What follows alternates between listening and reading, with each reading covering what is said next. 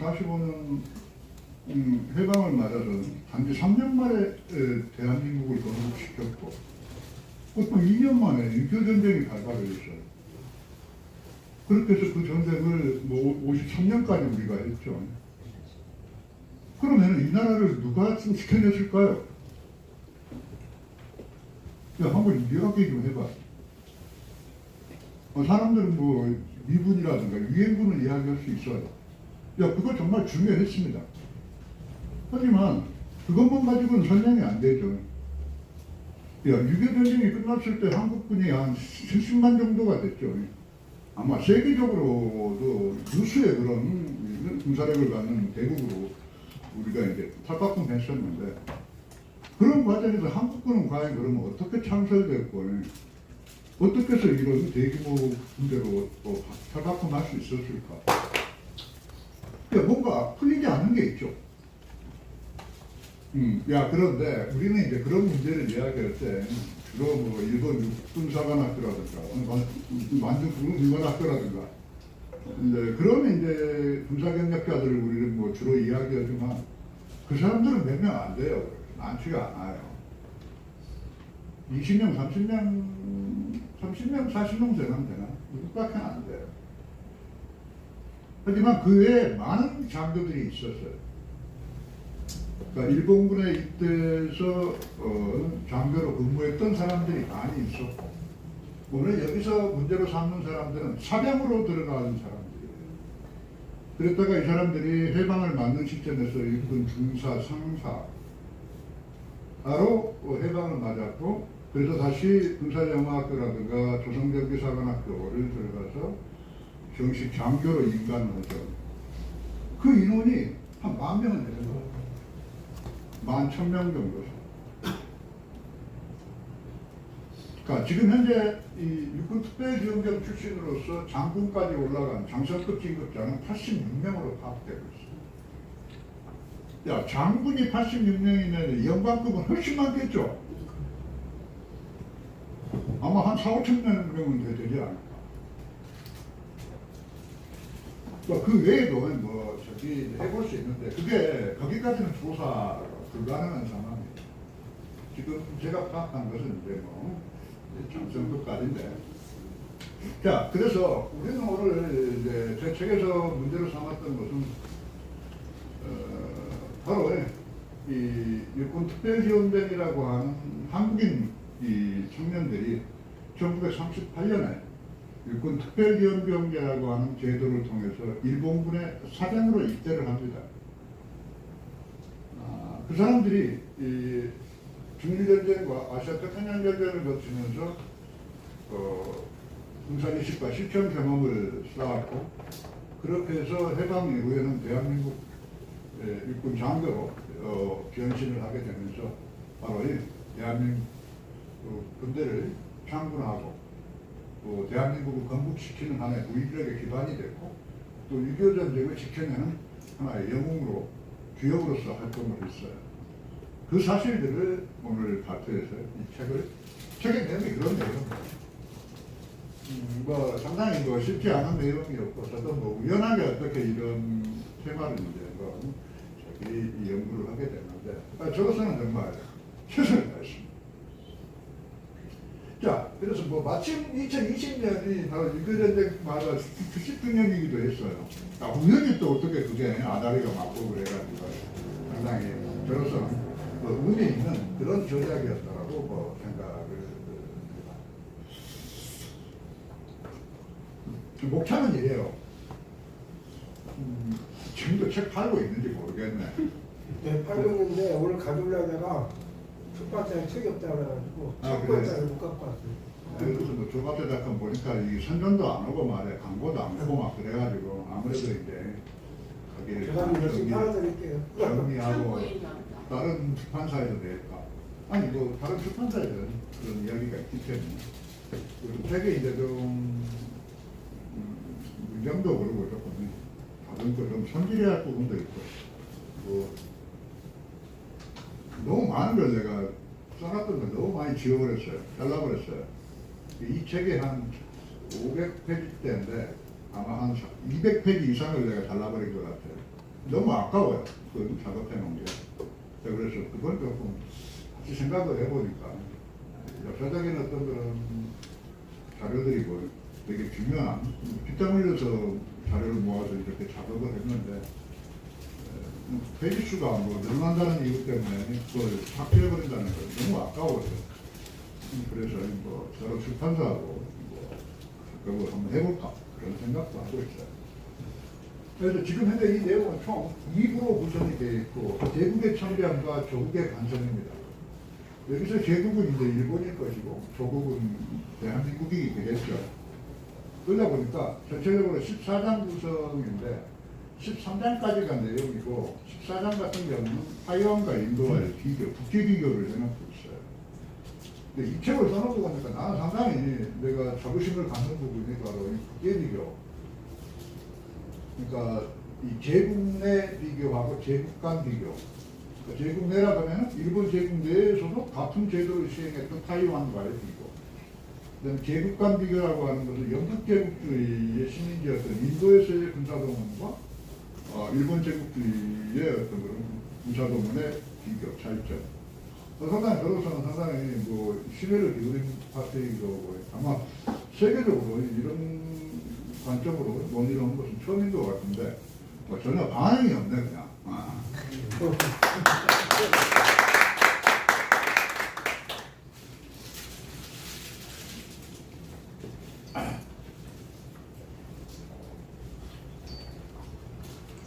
시간이 없으니까 빨리빨리 넘어가죠. 이건 조선인의 군사동원이 되겠는데 일제사회에서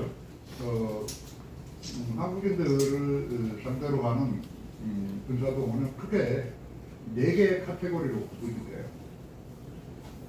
첫 번째가 바로 육군특별지원병, 해군특별지원병, 학도지원병, 그 다음에 징병 1기, 2기. 징병 같은 경우는 뭐 44년, 45년에 이렇게 행해집니다. 이게 좀 줌이 좀 조여야 되는 거 아닌가? 합계가 안 보이는데.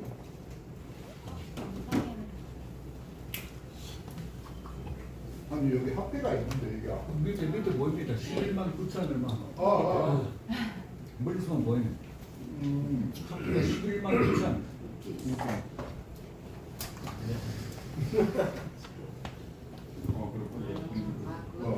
그래요. 자, 그렇게 되고, 이건 이제,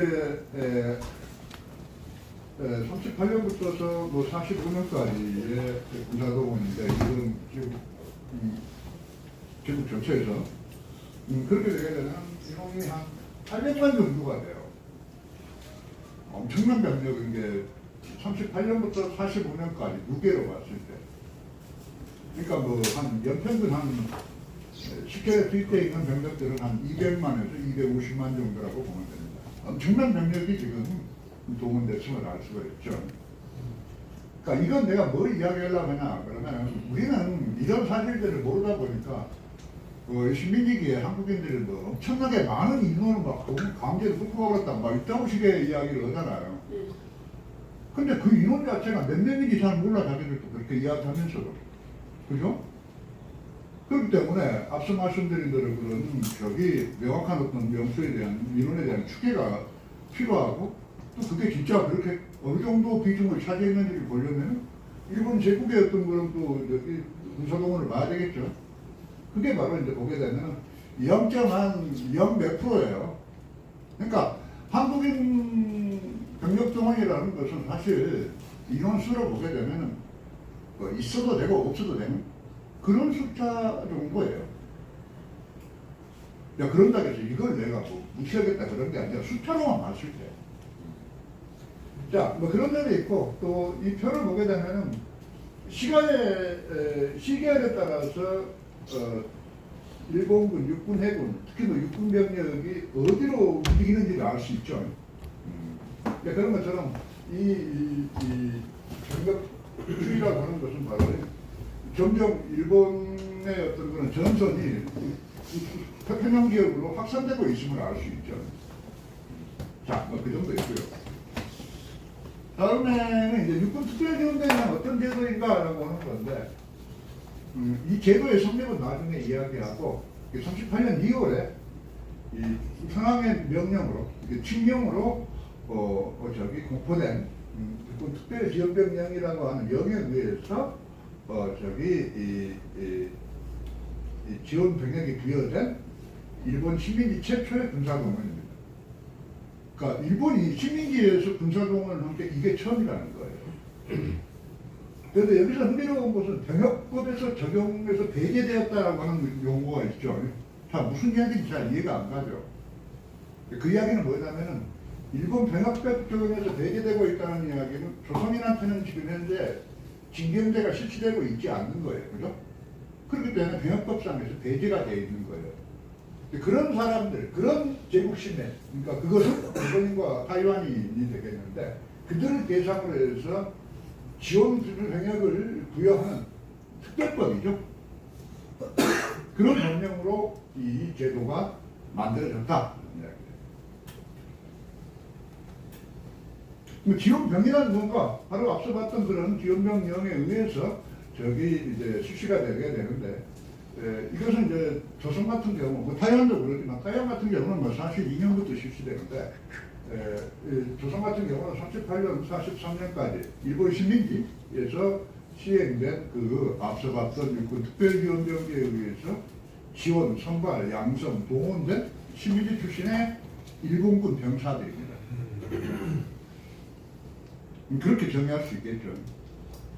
다음은 이제 이 육군 특별지원병에 대한 직계화 분석이 되겠어요.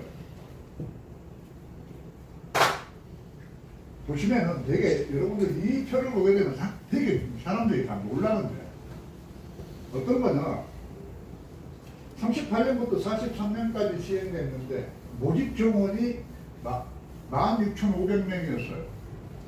근데 흥미로운 것은 38년에는 400명 정도밖에는 안 뽑았어요. 그죠? 그러다가 600명, 그러다가 갑자기 3,000명으로 늘었어요. 그러다가 42년에 4,500, 43년 5,000명.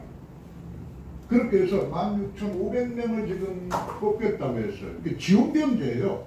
이건 그냥 뭐 징병 무산을 끌고 가는 게 아니라는 거죠. 자, 그렇기 때문에 이 지원자가 그럼 몇 명이 몰렸느냐? 80만 3천 명이에요. 그렇게 하니까 어떤 문제가 생기냐? 지원 배율이 약 한 50대 1 정도, 48.7대 1.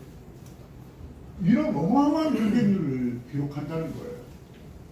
야, 이런 내용을 보게 되면 이상하지 않아요? 우리는 맨날 그동안에 뭐 한국사 일반은 저는 집이야 수탈이 어떻고 뭐 강제가 어떻고 맨날 그런 이야기만 들었는데 아니 지원병제를 했는데 일본군에 들어간다는데 지원자가 이렇게 많이 몰린단 말이에요. 이걸 어떻게 설명해야 되냐 이 말이에요. 그죠? 내가 바로 이 표 하나 때문에 내가 이제 야마가 돌기 시작을 해요. 이걸로 내가 5년이나 나의 그 귀중한 시간들을 합의했어요. 뭐 합의했는지 뭐 말하는 지금 해보니까 뭐 사람들이 알아주지도 않고 뭐 불러주지도 않고 뭐 보니까 실패한 것 같아. 합의한 것 같아. 자, 어쨌든 내가 그런데 그렇게 했고 이제 적격자라는 게 나오고 또 입소자가 나와요. 입영자가 나오고 그 인원수에 대해서는 뭐 이제 뭐 그런데 여기서 중요한 것은 모집 조건에 대해서 지원자가 이렇게 많고 지원 배율이 우리가 상상하는 넘어서는 그런 이제 비율을 보인다라고 하는 점이고 다음에 이제 그러면은 이 제도가 어떻게 성립했을까라고 하는 문제예요, 그죠? 그 제도의 성립사를 이렇게 검토해 보면은 이건 이제 3.1운동과 깊은 관련성이 있어요. 3.1운동 이후가 되게 되면 한국의 조선인 협력 엘리트들이 일시동맹이라고 하는 일제의 어떤 그런 요구를 수용하겠다. 그러니까 일본의 어떤 그런 식민 통치 혹은 일본 국민이라고 하는 사실을 이해하겠다, 수용하겠다라고 하는 그런 이제 입장으로 바뀌게 되면서 협력 엘리트들이 뭘 요구하냐면은 우리도 그러면은 정치에 참여할 수 있는 참정권을 달라 그러는 거예요. 야, 그런데 일본이 계속 이제 그러니까 이 협력 엘리트들이 국민협회라든가 그런 여러 가지 많은 이제 단체들이 있는데 그 단체들이 이제 이런 일에 앞장을 서는 거예요. 그래서 이 사람들이 이 제국의회에다가 매년 이 참정권을 달라는 청원을 하는 거예요. 그걸 42년까지 해요. 그러면서 많은 사람들로부터 인정을 받아요. 이것도 엄청납니다. 뭐 15,000명, 3만 명 막 그래요. 그렇게 이제 저기 서류를 만들어서 계속 제출하는데 일본 제국의회에서 그걸 계속 기각시키는 거예요. 왜 그런 거 하니?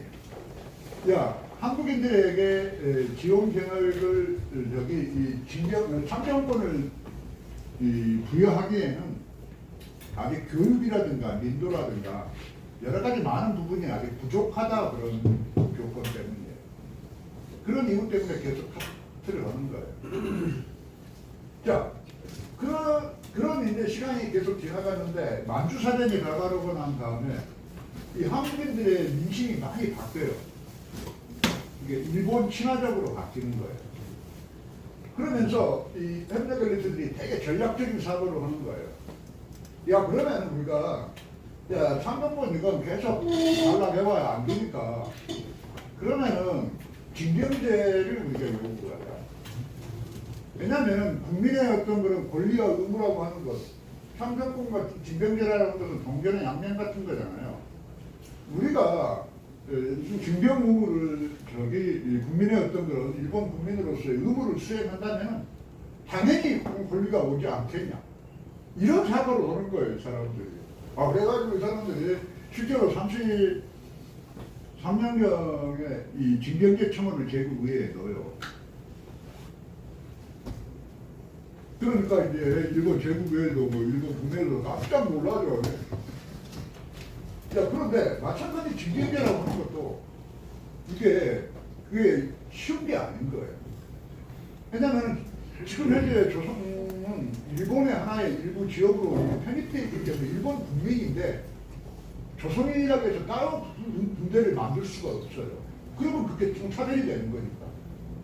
그러면 일본인들과 똑같이 군대에 넣어가지고 같이 섞어서 부대를 편성해야 되는데, 그러니까 그러려면 일본어가 돼야 되고, 뭔가 생활 습관이라든가 여러 가지 많은 부분이 뭔가 조정이 돼야 되겠죠.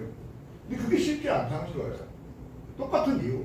그러니까 교육이라든가 민도, 여러 가지 그런 요인 때문에 결국에 되면 뭐 징병제도 카트가 돼요. 그런데 이 한국인 현대 엘리트들이 가만히 있는 게 아니에요, 또 거기서. 그러니까 뭐라고 그러냐, 야, 알겠다. 그런데 한국인들 중에서도 충분히 국민학교도 나오고 일본어도 가능하고 또 일정한 어떤 그런 교육을 통해서 얼마든지 그런 부분들은 고쳐낼 수 있다. 그러면서 이 사람들이 지원 병역을 요구하는 거예요, 이 한국인들이. 그렇게 해가지고 이 36년경 정월에 이 조선 총독의 어떤 일삼이 총독하고 그 당시 조선군 사령관이 이 문제를 심각하게 논의를 하게 되는 거예요. 그러면서 그 사람들이 어떤 생각을 하냐면은, 그러면 우리가 조선인들이 요구하는 이 지원병제를 우리가 수용하면서 그 지원병제를 통해서 뭔가 한국인들을 확민화시키는 데 활용해보자. 이런 뭐 아주 흥미로운 아이디어를 이 사람들이 구안해내는 거예요. 그렇게 해서 이 제도가 딱 1년 만에 36년에 제안이 됐고 37년 정월에 이 제도를 총독부하고 조선군 사령부가 검토를 했고, 그 다음에 미나미가 일본에 들어가서 군부 대신을 만나고 등등을 해가지고 이 내용 제도를 적극적으로 검토하게 됩니다. 그렇게 해가지고 또 한 12월경 되게 되면은 결정이 나게 되고 2월경에 천황이 그 칙령을 공포하는 방식으로 해가지고 이 제도가 성립하는 거예요. 그러면은 그런 이제 제도 성립의 경위를 고려하게 되면 어떤 생각을 할 수 있죠? 지금 조선인들이 의도하고 있는 어떤 정치적인 목적성과 시민 권력이 의도하는 목적성이 서로 상이하죠. 그죠? 엇갈리는 거예요. 지금 뭐냐면은 조선인 협력 엘리트들은 이 제도를 육군 특별지원병대를 통해서 징병제와 참정권과 연계시키고 싶어하는 거예요. 그렇게 해서 최종적으로 기회가 된다 한다면 자치와 독립으로 나아가겠다고 하는 그런 의도를 장기적인 어떤 그런 의도를 가지고 지금 이 제도 성립을 추구했던 거죠. 반면에 시민권력 입장에서는 이 육군 특별지원병대라고 하는 제도를 통해서 국민화와 황민화, 그러니까 황민화를 시킨다는 이야기는 일본 국민으로 만든다는 거지 일본인으로 만든다 그런 게 아니에요. 우리는 지금 그런 부분에 대해서 상당히 오해를 하고 있는데 실제로 황민화라고 하는 것은 국민하고 똑같은 말이에요. 일본인하고는 전혀 다른 말이라는 거예요. 이제 그 점을 우리가 고려할 필요가 있는데 그런 이제 제도로서 이 일본 특별지원병제를 활용을 해서 이 한국인들을 영원히 그야말로 영구적으로 이 한국인들을 동화시켜서 영구적으로 지배하겠다라고 하는 그런 의도를 갖고 있는 거죠. 그런 것처럼 이 지원병제 성립을 보게 되면 시민권력과 한국인 사이의 그 정치적인 의존관계와 상호작용이 있음을 알 수 있죠. 그렇지 않고서는 이 제도는 성립할 수 없어요. 왜냐하면 지원병제라고 하는 것은 결국은 일본군의 군대를 간다는 이야기는 한국인 청년들이 목숨을 걸어야 한다는 거예요. 그죠? 그건 그렇게 쉬운 선택이 아니죠. 그렇기 때문에 이 제도가 잘 작동해내기 위해서는 한국인 협력 엘리트들의 적극적인 협력이 없이는 이 제도가 성립할 수 없다는 것을 알 수 있어요. 그렇기 때문에 우리는 맨날 뭐 친일파 이야기해가면서 뭐 윤치호가 어떻고 이광수가 어떻고 그러는데 그 내용을 들어가서 검토하게 되면 그런 게 아니라는 걸 알 수 있죠. 협력을 할 때는 다 협력을 해야 되는 이유가 있는 겁니다. 우리는 지금까지 그런 이야기를 누구도 한마디 한 적이 없다는 거예요. 택도 없는 이야기라고 할 거 말이죠. 야, 결과적으로 이렇게 이 시민 권력과 협력 엘리트들은 서로 다른 목적과 셈법이 교차하고 있는 거죠.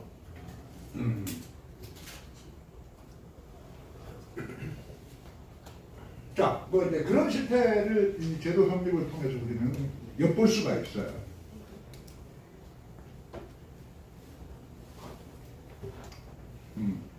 다음은 이제 그 제도 성립이고 그 제도가 이제 그 제도의 성격인데 17세 이상 제국 시민의 남자, 지원 조건, 소학교 6년, 태격이 갑종 이상, 1m 60 이상, 그다음에 육군병 지원자 훈련소를 수료해야 돼요. 이게 되게 또 중요한 조건이에요. 그 다음에 호주와 집권자의 동의가 있어야 돼요. 그러지 않으면 지원 수속이 안 되는 거죠. 그 다음에 일정 수준 이상의 가계 경제액이 있어야 돼요. 그런 조건이 안 되는 사람들은 지원해봐야 안 되는 거야. 처음부터 아예 받아주지가 않아요.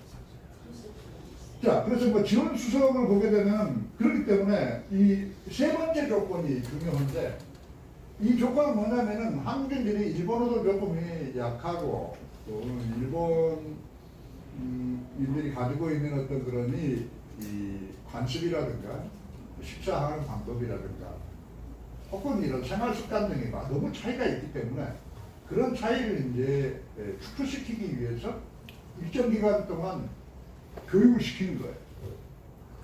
그게 바로 이제 조선총독부 육군병 지원자 훈련소를 수료해야 한다는 거예요. 이게 6개월이에요. 맨 처음에는. 그러다가 이제 해보니까 한국인들이 금방금방 적응하는 거예요. 그러니까 3개월로 단축이 돼요. 이 지원병 훈련소가 어디냐? 바로 지금 육군사관학교 화랑대예요. 그러니까 화랑대는 그냥 뭐 만들어진 게 아니고 이 육군병 지원자 특별지원병제 때문에 만들어진 거예요.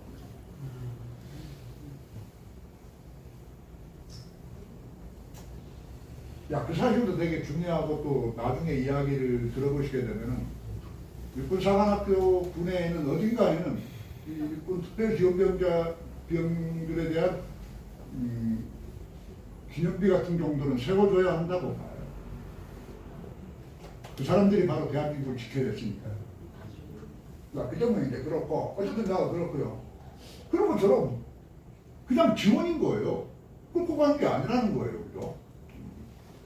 자, 그 점이 있고, 그렇기 때문에 이 지원 수속을 하려면은 그런 제도적인 특성이다 보니까 이 복선적인 어떤 그런 지원 시스템, 선발 시스템을 전제로 한다는 거예요.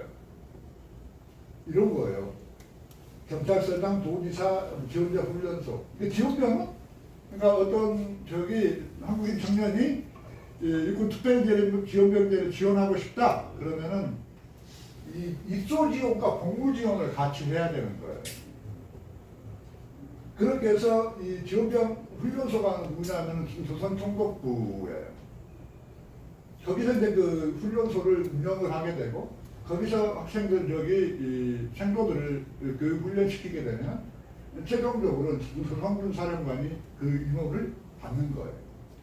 그런 형식으로 이 제도가 운영되다 보니까 이런 입소 지원과 복무 지원이라고 하는 복선적인 그런 지원과 선발 시스템이 작동했다라는 점이고, 앞서 적격자라든가 뭐 입소자가 나왔었죠.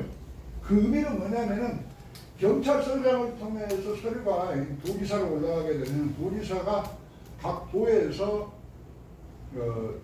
선발 전형을 다 하는 거예요. 그렇게 해서 뽑히는 인원이 바로 적격자예요.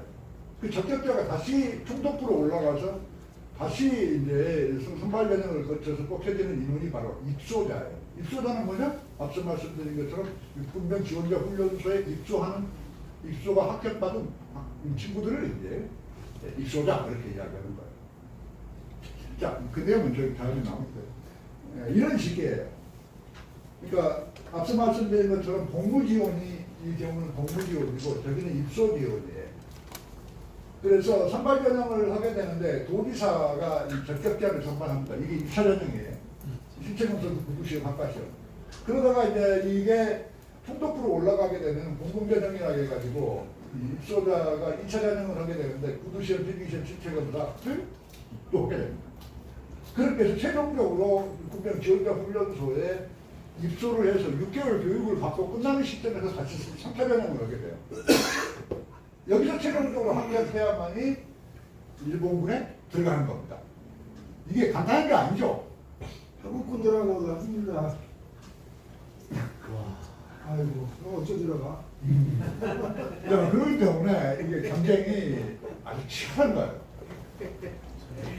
자, 그러면은 우리는 이런 질문을 해야 되겠죠. 아니, 한국인들은 왜 그렇게 전쟁이 지금 발발해가지고 전쟁터에 나가면 죽을 수도 있는데 왜 이렇게 많은 조선인 청년들이 일본군에 들어가고 싶어 했을까요? 그죠? 그 사실을 우리가 한번 이제 확인해야 합니다. 되게 중요한 문점을 포함하고 있어요. 그래서 이제 선거 결과를 했네. 그래서 이제 지원자, 적격자, 입소자, 입영자라고 하는 것은 앞서 말씀드린 대로 최종적으로 3차 전형을 통과한 사람들이죠. 그런데 실제로 일본군에 입대한 사람들이에요. 자, 그런데 그걸 지역별로 이제 한번 스케일을 내봤어요. 아니, 내가 이렇게 안 보냈는데 왜 이렇게 돼? 내가 다른 걸 보냈나? 그럼 내가 이걸 보게 되면은 남한이 훨씬 더 지원자, 적격자, 입소자, 입영자에서도 훨씬 인원이 많아요. 그죠? 이게 하나의 큰 특징이에요. 북한 지역은 상당히 과소한 반면에 남한 지역은 상대적으로 거대한 그런 특징을 보인다는 겁니다. 상당히 남한 쪽에 치우쳐 있다는 걸 알 수 있어요. 다음은 이제 입소자 연령이에요. 앞서 봤던 것처럼 17세 이상이면 누구나 지원할 수 있었어요. 그런데 전체적으로 보게 되면 19, 20, 21세, 22세자들이 주로 이 군병 지원자 훈련소에 입소하고 있더라. 뭐 그런 연령 구별을 우리가 공표를 할 수 있고요. 그 다음에 입소자 학력이에요. 앞서 봤던 것처럼 중학교 3학년, 여기 수학교 3년 졸업 이상이라고 했는데 시간이 지나가면서는 점점 고등수학교, 고수학교, 중학교, 중퇴중학교, 전문학교까지 또 늘고 있어요. 학력이 지금 고학력화된 그런 양상을 좀 확인할 수가 있겠습니다. 그 다음에 이제 지원자의 가족과 신분이에요. 그래서 뭐 독신 1인 가족, 2인 가족, 3인 가족, 뭐 4인 가족, 신분